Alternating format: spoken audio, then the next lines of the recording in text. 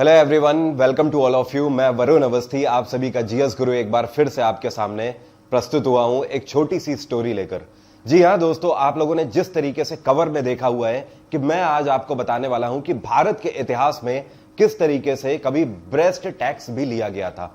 Breast tax का मतलब स्तनों के ऊपर लिया जाने वाला टैक्स। जी हां, स्तन के ऊपर किस तरीके से टैक्स लिया जा सकता है, मन को झकझोर देने वाली यह कहानी आज आपके सामने इस वीडियो के माध्यम से मैं रखना चाहता हूं।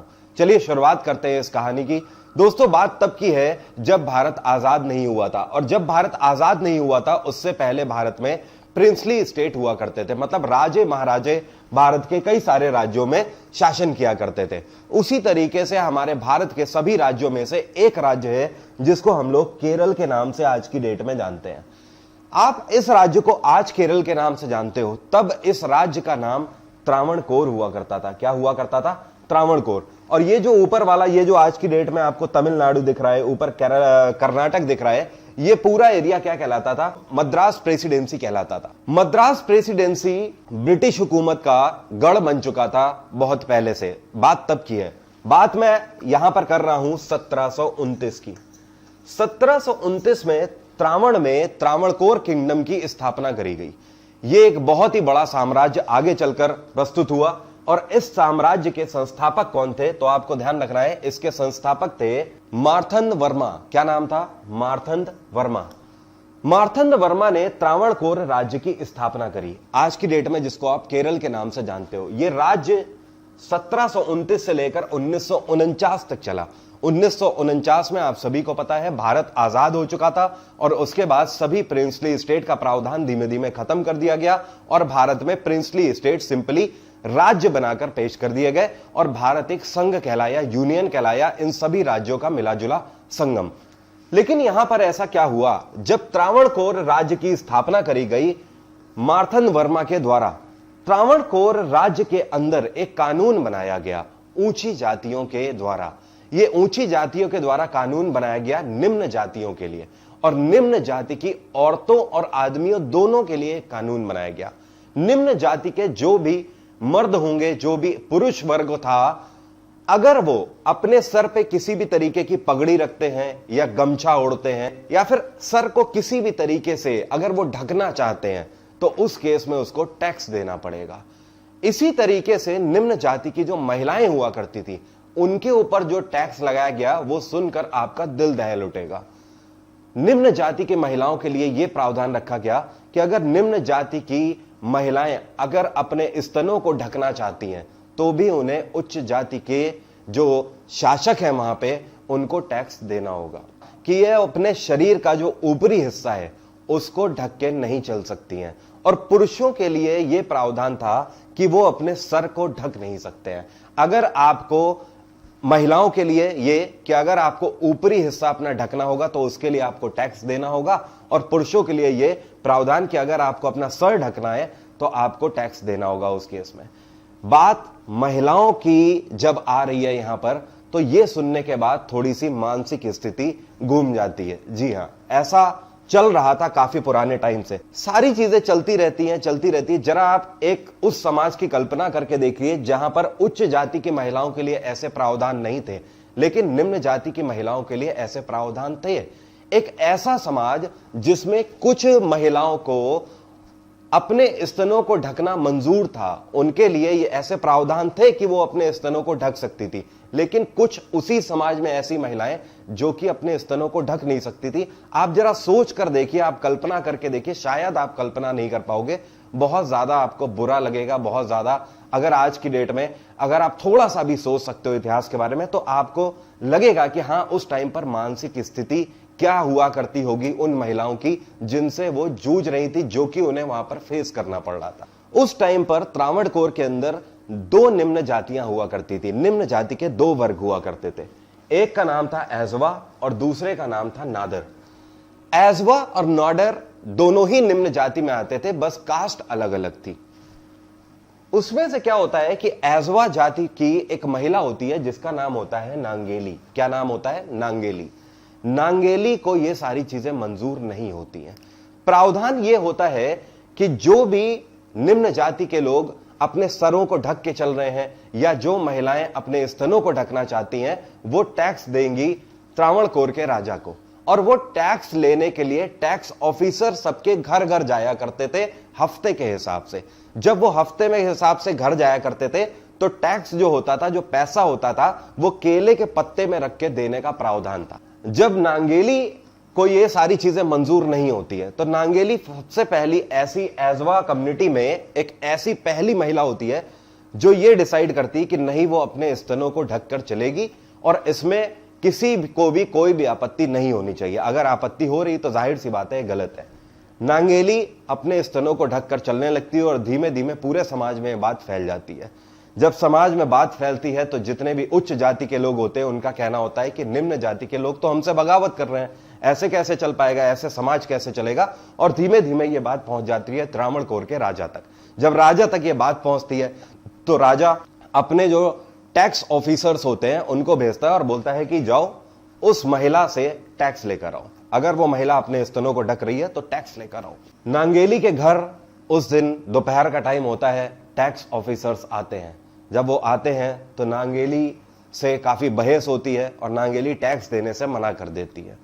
मना करने के बाद हैरेस किया जाता है बुरी तरीके से नांगेली को, बहुत उल्टी सीधी बातें कही जाती है जाति सूचक शब्दों के साथ, ये सारी चीजें होती हैं।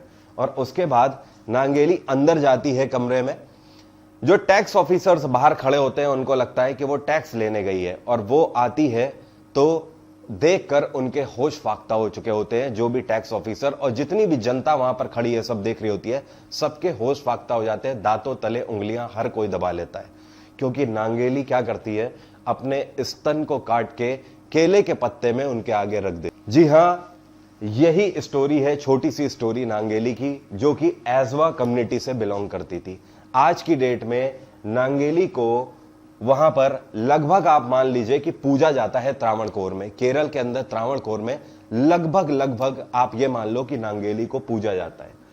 क्यों पूजा जाता है नांगेली को? उसके बाद नांगेली की उसी दिन मृत्यु हो जाती है क्योंकि ब्लीडिंग बहुत ज्यादा होती है। और उसके बाद सोसाइटी में एक नया रिफॉर्म आता है। त्रावणकोर के राजा के ऊपर इतना प्रेशर बनता है, जगह जगह से रिवोल्ट होने लग ब्रेस्ट टैक्स के खिलाफ, और राजा को फाइनली डिसीजन लेना पड़ता है कि जो एजवा कम्युनिटी है इसके ऊपर से ब्रेस्ट टैक्स को हटाया जा रहा है। तो ये स्थिति बनी। ये स्थिति कब की थी? 1803 की। 1803 की ये कहानी है। आपने देखा 1729 में त्रावणकोर किंगडम की स्थापना हुई, तब से लेकर 1803 तक निम्न जातियां वहां पर ब्रेस्ट टैक्स देती रही। 1803 में नांगेली की वजह से एजवा कम्युनिटी को ब्रेस्ट टैक्स से मुक्ति मिल जाती है और उन्हें अपने स्तन ढक के चलने की इजाजत, परमिशन दे दी जाती है। अब बारी होती है नाडर कम्युनिटी की।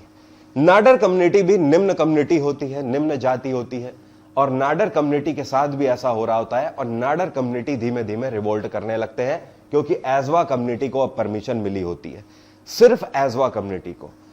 धीरे धीरे ये सारी चीजें नाडर कम्युनिटी के ऊपर अब आने लगी हैं क्योंकि नाडर कम्युनिटी भी चाहती है कि अब उसे भी ब्रेस्ट टैक्स ना देना पड़े। जाहिर सी बात है, कौन चाहेगा इस तरीके का टैक्स देना। कई सारे इतिहासकार इस चीज को कवर करते हैं और कई सारे इतिहासकार नहीं कवर करते हैं। बात ऐसी भी इतिहासकारों ने लिखी हुई है कि ब्रेस्ट के साइज पर भी टैक्स कम या ज्यादा हुआ करता था। अगर ब्रेस्ट का साइज ज्यादा है तो ज्यादा टैक्स लिया जाता था, अगर साइज कम है तो कम टैक्स लिया जाता था। मतलब बोलते हुए मेरी जबान भी लड़खड़ा रही है, मुझे बोलने में भी शर्म आ रही है, लेकिन हां यही सच्चाई है। लोग इसके बारे में बात नहीं करते हैं। क्यों नहीं करते हैं? क्या चीजें हैं उसके पीछे, मुझे नहीं समझ आता। लेकिन हां, मुझे लगता है कि जब इन सारी चीजों को, इन रिफॉर्म्स को आपके सामने लाने की बात हो, या फिर अगर लाया जाए तो आप भी अपने से उसे जोड़कर देखोगे। नाडर कम्युनिटी धीमे धीमे उन दिनों, जाहिर सी बात है, British east India company Bharat में 1600 में ही आ चुकी थी और अभी 1800 चल रहा होता है। ये सारी चीजें धीमे धीमे आगे बढ़ रही होती हैं और मद्रास प्रेसिडेंसी में ब्रिटिश हुकूमत आ चुकी होती है।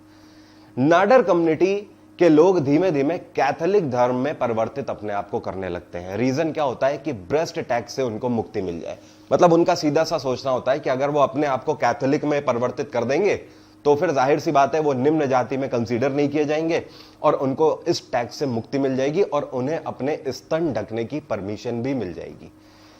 जब ये सारी चीजें त्रावणकोर के राजा को पता लगती है तो जाहिर सी बात है त्रावणकोर के राजा और ब्रिटिश हुकूमत के बीच में बात होती है।